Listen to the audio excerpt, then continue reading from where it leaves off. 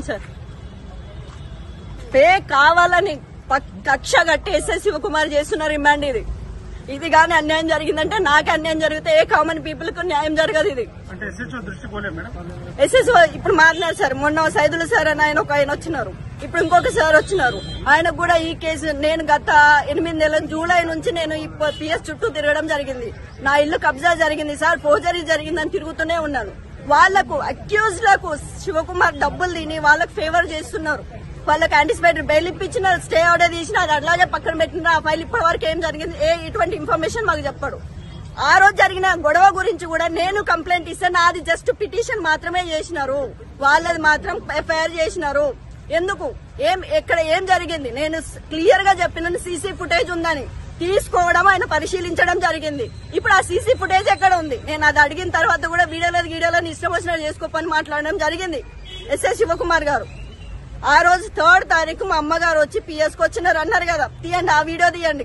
నా దగ్గర కూడా CC4 కెమెరా సీసీ ఫుటేజ్ ఉంది, నేను కూడా తీస్తాను. ఇప్పుడు అన్యాయంగా నేను నా హస్బెండ్ కట్టెలు తీసుకొని కొట్టినామని చెప్పేసి ఫేక్ MLC సర్టిఫికేట్ పెట్టి మమ్మల్ని రిమాండ్ చేయాలని చూస్తున్నారు. ఇది కేవలం ఎస్ఐ శివకుమార్ దౌర్జన్యం, కక్ష, పాత కక్ష. మమ్మల్ని ఇప్పటి వరకు పిలిచి మాట్లాడలేదు సార్.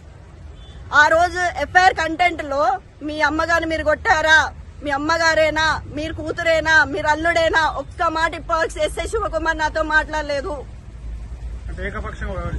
ఏకపక్షంగా లాస్ట్ టైం కేసులో, ఫోర్జరీ కేసులో కూడా ఏకపక్షమే పోయింది. అక్కడ అక్యూజ్డ్ వాడు, ఇక్కడ అక్యూజ్ నేను.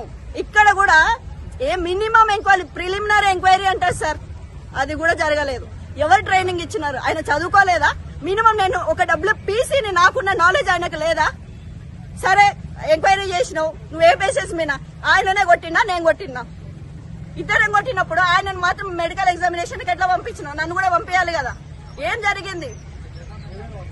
ఇదంతా అన్యాయంగా నడుస్తుంది పోలీస్ స్టేషన్ లో మొత్తం. సార్ ఇంత ముందు నేను డీసీపీకి, ఏసీపీకి, సిపి వరకు కంప్లైంట్ చేయడం జరిగింది. అది సిపి వరకు వెళ్ళిందో లేదో నాకు తెలియదు. మేము చాలా సార్లు సిపి ఆఫీస్ కు వెళ్లి కలవాలని ట్రై చేసినాం, మమ్మల్ని కలవనీయలేదు. గోవర్ధన్ గిరి సిఐ సార్ మమ్మల్ని సిపి ఆఫీస్ లో కింద కూర్చొని మాట్లాడుతుంటే కూడా మమ్మల్ని వెనుక పిలిపించేసినాడు. మమ్మల్ని సిపిని కూడా కలవనివ్వట్లేరు. మరి నేను యూనిఫామ్ వేసుకున్న నా పరిస్థితి ఎట్లా ఉంటే కామన్ పీపుల్ పరిస్థితి ఎట్లా ఉంది? నేను ఈ కనీసం ఈ ద్వారా మీరు సిపి దగ్గర పోతే నేను ప్రతిదీ క్లియర్ గా మాట్లాడడానికి సిద్ధంగా ఉన్నా విత్ ఎవిడెన్స్. ఆయన పెద్ద దొంగ అని